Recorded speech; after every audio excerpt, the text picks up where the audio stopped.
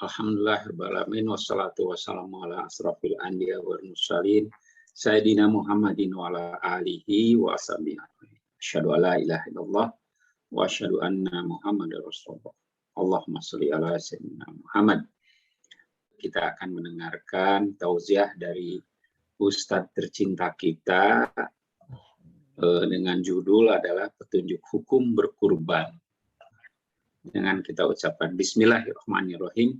Mangga dilajeng Pak Ustadz, hatur nuhun. Baik. Bismillahirrahmanirrahim. Assalamualaikum warahmatullahi wabarakatuh. Waalaikumsalam warahmatullahi wabarakatuh. A'udzu billahi minasy syaithanir rajim. Bismillahirrahmanirrahim. Inna a'tainakal kautsar fasholli li rabbika wanhar. Inna syani'aka huwal abtar. Shadaqallahul azim. Inna, sesungguhnya kami, kata Allah, a'tainaka, telah melimpahkan nikmat kepada engkau al-kautsar dengan nikmat yang sangat banyak. Fasholli li rabbika wanhar, maka dirikanlah sholat karena Tuhanmu, pada Tuhanmu, wanhar, dan berkurbanlah. Inna syani'aka huwal abtar, sesungguhnya orang yang membencimu, mereka adalah orang yang pasti binasa. Para jamaah, tema kita yaitu panduan hukum berkurban. Di antara syariat yang lama sebetulnya, syariat yang tidak hanya kepada umat Rasulullah Muhammad Sallallahu Alaihi Wasallam, juga umat-umat yang lain, Rasul dan Nabi terdahulu adalah berkurban. Ayat yang berhubungan dengan syariat kurban atau dengan perintah berkurban diantaranya adalah Quran surat Al-Kautsar. Inna a'tainakal kautsar fasholli li rabbika wanhar. Inna syani'aka huwal abtar. Sungguh kata Allah, kami telah melimpahkan kepada engkau wahai Muhammad al-kautsar, nikmat yang sangat banyak. Para ulama ahli tafsir di antaranya juga menjelaskan al-kautsar itu adalah telaga Kautsar. Di antara syukur yang harus dilakukan oleh Nabi sekalipun, apalagi oleh umatnya, yang pertama, fasholli, dirikanlah sholat li rabbika, karena Tuhanmu, dan berkurbanlah. Para jamaah, sesungguhnya konteks ayat ini, terutama wanhar ini, menjelaskan tentang berkurban dalam segala hal di jalan Allah. Jadi, berkurban atau wanhar di sini tidak hanya mensyariatkan atau menyuruh, memerintahkan untuk menyembelih hewan kurban sebetulnya. Tetapi poinnya, substansinya adalah memerintahkan untuk berkurban dalam segala hal di jalan Allah Subhanahu wa taala, dan ini merupakan kewajiban. Sama halnya merupakan kewajiban daripada sholat. Berkurban tidak hanya menyembelih hewan kurban, mengorbankan waktu, mengorbankan tenaga, mengorbankan pikiran di jalan Allah, di jalan perkara-perkara yang mendatangkan ridha Allah adalah kewajiban setiap saat. Nah, para jamaah, kalau berkurban secara garis besar di jalan Allah itu adalah kewajiban, maka bagaimana petunjuk hukum berkurban yang bermakna menyembelih hewan kurban? Mari kemudian fokuskan hadis bagaimana menjelaskan atau memberikan panduan kepada kita tentang menyembelih hewan kurban ini, tentang kurban yang maknanya menyembelih hewan kurban. Nah, di dalam Sunan At-Tirmidzi nomor 1426 Jadi ada seorang laki-laki ini bertanya kepada Ibnu Umar tentang hukum menyembelih hewan kurban. Apakah hukumnya wajib? Maka kemudian Ibnu Umar ini adalah putranya Umar bin Khattab, menjawab, Rasulullah Muhammad SAW dan kaum muslimin melakukannya. Laki-laki yang bertanya itu mengulangi lagi pertanyaannya. Umar pun lalu berkata, tidakkah kamu bisa memahaminya bahwa Rasulullah Muhammad SAW dan kaum muslimin melakukannya? Kata Imam At-Tirmidzi dalam penjelasannya, hadis ini hasan, sahih. Hadis ini menjadi pedoman para ulama, kata At-Tirmidzi, yakni bahwa menyembelih hewan kurban tidaklah wajib, tetapi yang merupakan sunnah daripada sunnah-sunnah Rasulullah Muhammad SAW. Terdapat dalam Musnad Ahmad nomor berurutan 2766, 2767, 2768. Jadi tidak diwajibkan, tapi sunnah muakkad. Jadi sunnah yang tinggi derajatnya. Kemudian para jamaah, lalu bagaimana hukumnya berkurban bagi orang yang mampu, tapi dia tidak menunaikannya atau tidak melakukannya? Nah, Rasulullah Muhammad SAW sebagaimana dalam riwayat berikut, dalam riwayat Ibnu Majah nomor hadis 3114, sumber sahabatnya Abu Hurairah, bahwasanya Rasulullah Muhammad SAW bersabda, barang siapa yang memiliki keleluasaan untuk berkurban, namun dia tidak melakukan berkurban, maka janganlah ia mendekati tempat sholat kami. Fala yaqrabanna musallana. Pun demikian dijelaskan dalam riwayat Ahmad nomor hadis 7924. Sumber sahabatnya sama, Abu Hurairah. Abu Hurairah mengatakan bahwa Rasulullah Muhammad SAW itu bersabda, barang siapa mendapatkan kelapangan dalam rezeki, namun tidak mau berkurban, maka janganlah sekali-kali mendekati masjid kami. Falam yudduhi fala yaqrabanna musallana. Yang harus kita perhatikan adalah larangan jangan mendekati tempat sholat kami. Mayoritas para ulama tentang hadis ini, fala yaqrabanna musallana, jangan mendekati tempat sholat kami, menghukuminya sebagai bagian daripada makruh atau sesuatu yang tidak disukai oleh Nabi atau sesuatu yang dibenci oleh Nabi. Sama halnya ada riwayat Rasulullah Muhammad SAW itu melarang orang yang sesudah makan bawang dalam hadis itu, ya, supaya jangan dekat-dekat dengan tempat sholat beliau, begitu, dilarang. Pertanyaannya, arti tidak hanya makan-makan, pokoknya waktu sholat itu disunahkan, sangat dianjurkan untuk kita memakai harum-haruman, memakai wangi-wangian. Kalau kita sudah makan yang bau-bau, kadang orang beda sholat, beda ibadah, meskipun sholat sendiri, ibu-ibu di rumahnya masing-masing, apalagi bapak juga dalam kondisi pandemi seperti ini, terbatas sholatnya, sholat ayat batur iya, tidak ada orang lain, kan begitu. Tetap kan begitu. Kita disunahkan untuk senantiasa harum ketika akan melaksanakan ibadah. Jadi pas pada sholatnya, semprot dulu dengan baygon dengan pengharum, begitu, biar harum kitanya. Ya, rambut ini jangan sampai kemudian kita sudah keringat, sudah jumba begitu, sudah pada ngesang, ini badan kita wudu langsung sholat, jangan, meskipun tidak ada orang, kan begitu. Ini tidak disukai. Rasul tidak pernah melakukan hal seperti ini, walaupun perkara seperti ini tidak haram. Orang yang sudah makan bawang saja itu kan tahu tuh, tidak Rasul sukai, ada baunya barangkali. Nah, itu Rasul tidak menyukainya, sehingga fala yaqrabanna, jangan dekat-dekat dengan kami. Begitu. Apalagi orang yang baunya bau keringat begitu, ya, bau segala macam. Nah, jangan. Baik, mari kita lihat hadisnya para jamaah biar lebih jelas, ya, biar tidak ilustrasi begitu.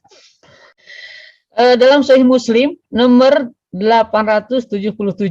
Nah, sumber sahabatnya Abu Sa'id itu lengkapnya Abu Sa'id Al-Khudri, berkata, kami belum kembali hingga Khaybar telah ditaklukkan, setelah perang itu. Lalu kami menjumpai di hadapan para sahabat Rasulullah Shallallahu Alaihi Wasallam ada sayur mayur bawang putih. sedangkan orang-orang saat itu kelaparan setelah perang, Pak, begitu. Maka kami memakan sebagian darinya sangat banyak. Kemudian kami pergi ke masjid.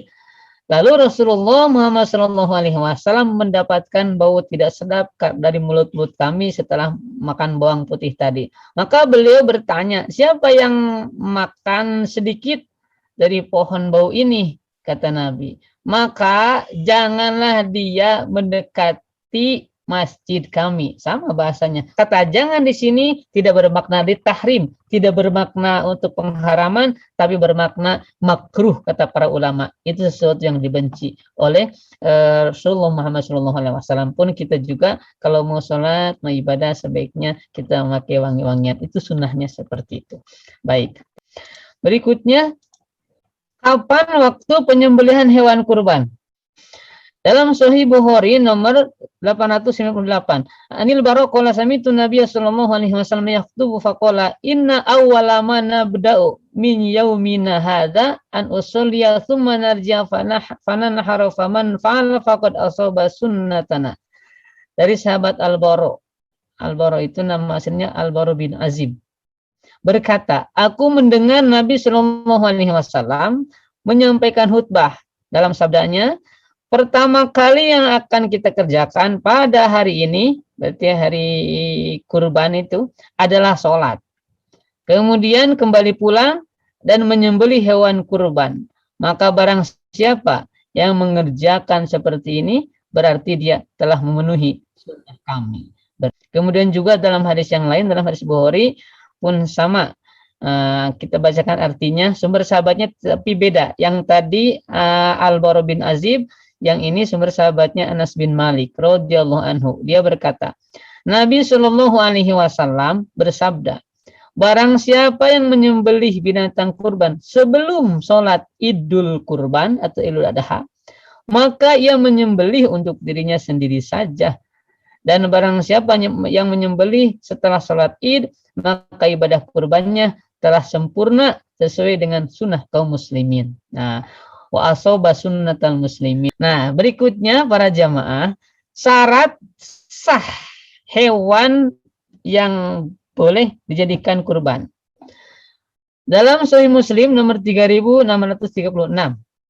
Sumber sahabat yang melihat dan mengatakan Rasul tentang ini adalah sahabatnya Jabir bin Abdullah. Jabir ini putra Abdullah.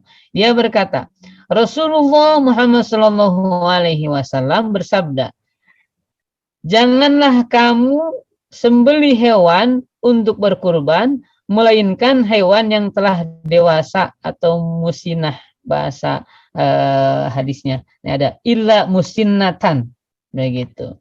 Musinah. Jika itu sulit kamu peroleh, sembelihlah jaz'ah. Nih, jadi jika susah, fatadbahu jaza'atan. Sembelihlah jaza'ah atau jaz'ah, begitu. Apa itu musinah? Musinah adalah kambing yang berusia di atas 1 tahun. Jadi boleh dengan kambing. Jaz'ah adalah kambing yang berusia antara 4 sampai 6 bulan sampai 1 tahun. 4 atau 6 bulan sampai 1 tahun. Boleh, minimal itu. Kemudian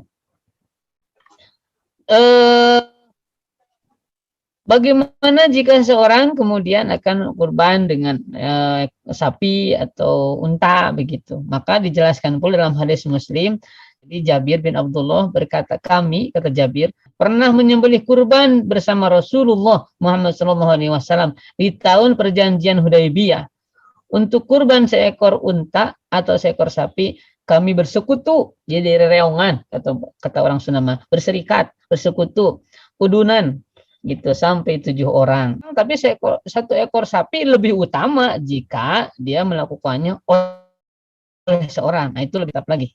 Dalam hadis Muslim, sumber sahabatnya masih Jabir bin Abdullah, ia berkata, Rasulullah Muhammad SAW menyembelih seekor sapi pada hari nahar, pada hari raya kurban.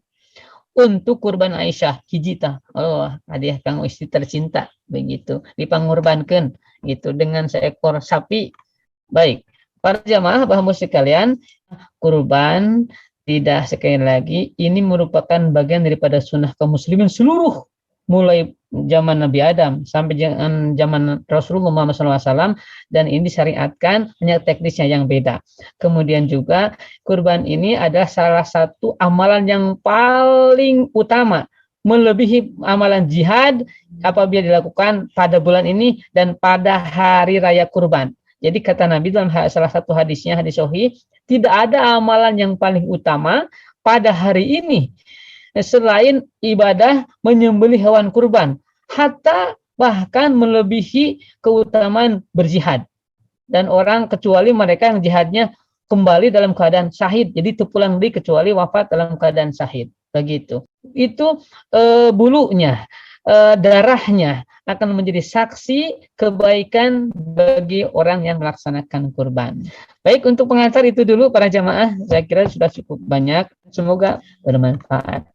Assalamualaikum warahmatullahi wabarakatuh. Waalaikumsalam warahmatullahi wabarakatuh. Assalamualaikum warahmatullahi wabarakatuh. Waalaikumsalam warahmatullahi wabarakatuh.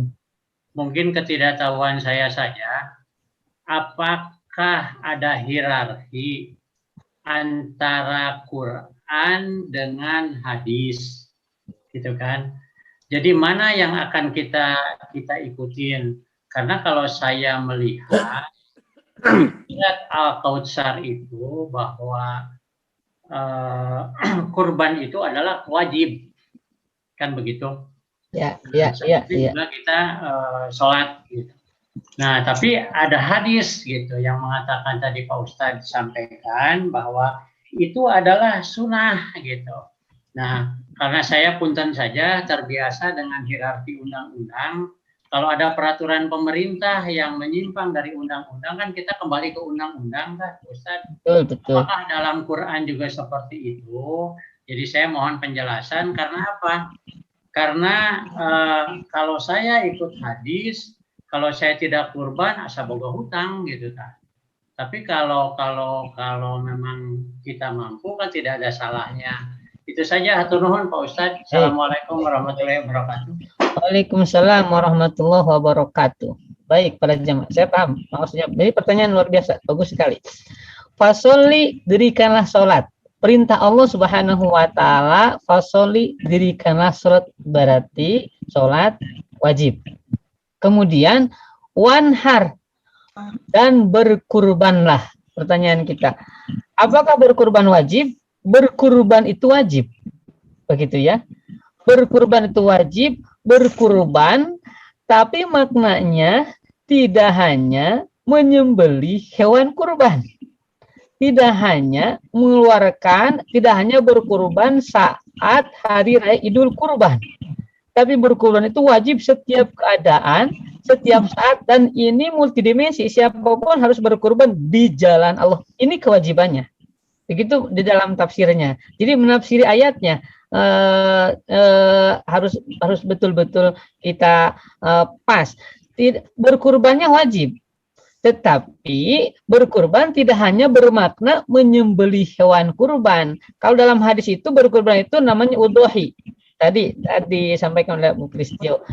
Kemudian kalau dalam Quran berkurban itu bahasanya nahar. Makanya yaumun nahar, hari berkurban.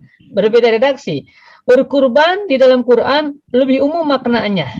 Berkurban dengan harta, dengan nyawa sekalipun, berkurban waktu, berkurban pikiran, ini adalah kewajiban setiap umat Islam dan setiap saat, setiap keadaan. Di dalam ayat yang lain bahasanya jihad atau berjuang, itu kewajiban. Kemudian saat memasuki hari raya Idul Kurban atau Zulhijjah ini, nah berkurban juga.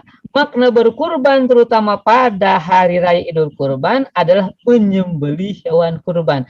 Dan menyembelih hewan kurban mengikuti petunjuk hadis para ulama dalam Tirmidzi, Abu Dawud, tidak bermakna wajib, tapi sunnah muakkad yang keutamaannya bahkan melebihi pahala orang yang berjihad, kecuali jihadnya langsung syahid, langsung mati. Begitu. Jadi tidak memilih hadis kemudian meninggalkan Quran, tapi saling menguatkan. Bahkan hadis menguatkan Al-Quran.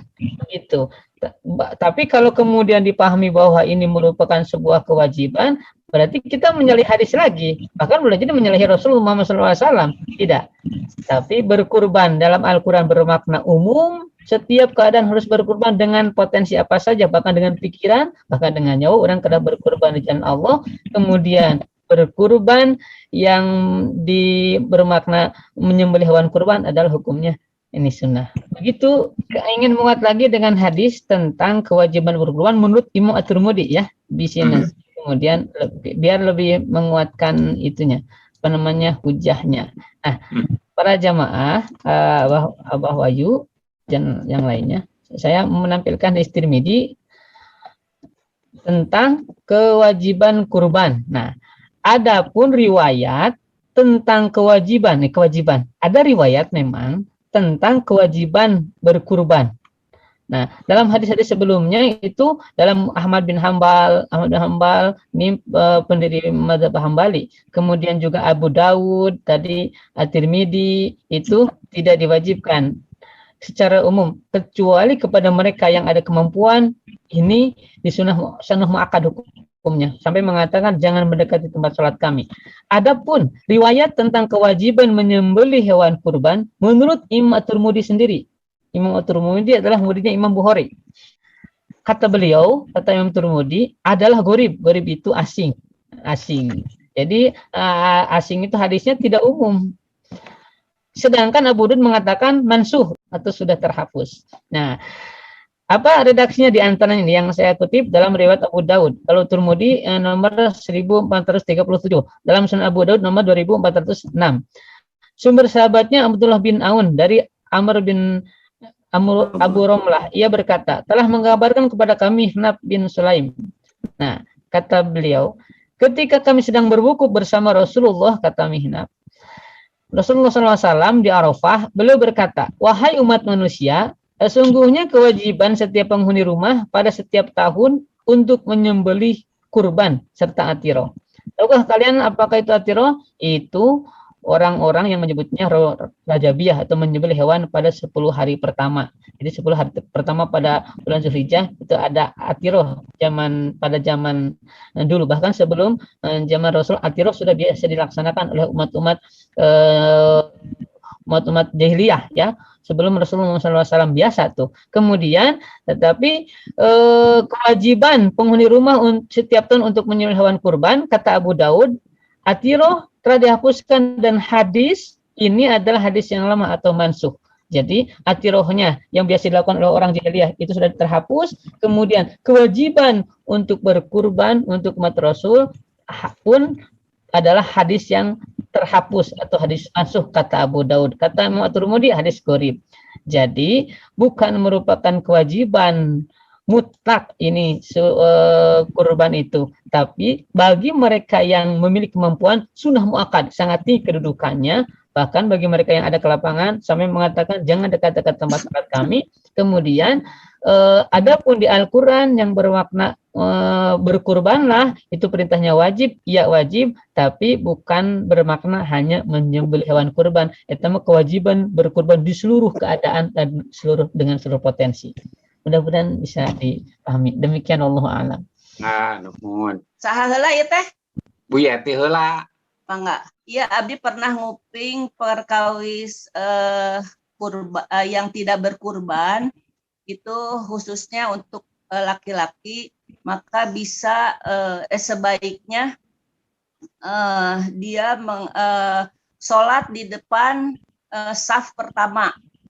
Terus deh Ustadz eta. Ulangi. Jadi bagi yang tidak berkurban ya karena mungkin hartanya tidak punya, tidak bisa berkurban, maka dia sebaiknya sholat pada Jumatan, pada sholat Jumat itu di saf pertama. Itu khusus untuk laki-laki. Nah, yang saya tanyakan, kalau untuk perempuan yang tidak berkurban, apa yang harus dilakukan? Assalamualaikum Pak Ustadz. Waalaikumsalam warahmatullahi wabarakatuh. Pak Ustadz, abdi pan aya grup namanya teh grup oma-oma nih. Oma-oma. Terus kalau Idul Adha itu suka kita tuh urunan uang.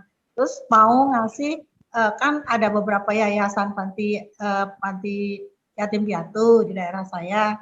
mereka ibu-ibu nih, oma-oma nih, yuk kita ngasih ke yatim piatu A, tapi kita uangnya tuh urunan, karena kita ada beberapa yayasan yang kita kirim, jadi ke yang A kita urunan, berlima gitu ya, beli ini satu, terus ke yang B kita urunan lagi, beli satu lagi, ke yang C beli satu lagi gitu. Itu gimana Ustadz, itu sah apa enggak kalau begitu?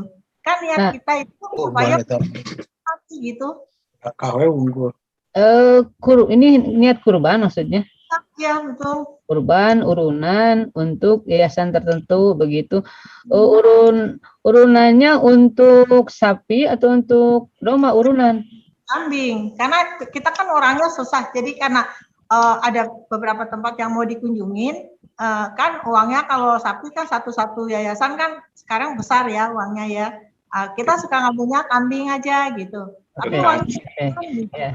Tadi sudah kambing mah terkaci mun sapi tujuan. Iya. Dari segi petunjuk hadisnya tidak ada tuh kambing atau domba diurunankan. Kalaupun mau begitu, Bu Endang tentukan untuk tahun ini niat kurban kambingnya untuk ibu siapa. Begitu. Jadi yang lain tidak ada tuh pahala atau nilai daripada kurbannya karena diniatkan untuk si ibu itu. Tahun berikutnya Ibu Endang misalkan begitu, kecuali urunnya untuk sapi. Ibu-ibunya ada 7 orang. 7 orang itulah yang akan mendapatkan keutamaan daripada kurban tahun ini. Kalau kemudian kambing diurunankan tidak ada, tidak kecuali bagian giliran siapa begitu tahun ini begitu. Dari oma-oma aja gitu. Ya, paling juga sedekah, teman maksudnya itu sedekah dan tidak harus selalu saat Idul Kurban, kapan saja silahkan. Sedekah juga tidak selalu kambing, beli badai hayam, pada itu ke Garut mangga. Hayamna di Bogor. Nah, bahoyan kaci teh bahoyan hiji we. Kumaha? Ada pertanyaan saya tapi di luar konteks, tapi mungkin ini diperlukan sama yang lain ya. Sok, mangga. Punten we ini mah. Begini Pak Ustadz. ya. Udah nggak mau. Saya pernah ditanya sama teman saya, dia nanyanya begini, betul tidak kalau orang yang tidak pernah sholat itu tidak bisa didoakan, bahkan oleh anak soleh pun, anak soleh sekalipun.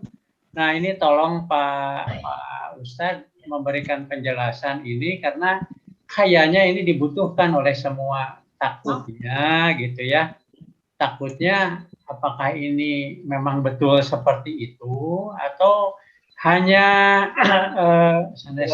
halusinasi atau hanya perkiraan saja. Ya, punten Pak Ustadz, atur nuhun. Baik. Saya bisa. Saya para jamaah, petunjuk atau dalil atau hujah mendoakan orang lain yang satu frekuensi dengan kita, itu frekuensi dalam iman ya. Ada dalam Al-Qur'an surat Al-Hasyr ayat 10. Surat 59. Ini adalah salah satu ya, banyak. Tapi syaratnya, coba kita akan melihat syaratnya yang didoakan oleh kita itu. Walladzina ja'u, dan orang-orang yang datang mimbadihim setelah mereka setelah zaman para sahabat dan setelah zaman Nabi, ini dalam tafsirnya. Yaquluna, mereka berdoa atau mereka berkata kepada Allah, berdoa berarti, Robbana, wahai Tuhan kami, ighfir lana, ampuni kami, wali ihwanina, dan ampuni saudara-saudara kami, alladzina, yang mana orang-orang itu sabakuna, mendahului kami berarti wafat, mendahului kita, bil iman, dalam keadaan iman. Jadi syarat atau frekuensi yang dibolehkan untuk kita mendoakan orang lain adalah frekuensi sama-sama beriman.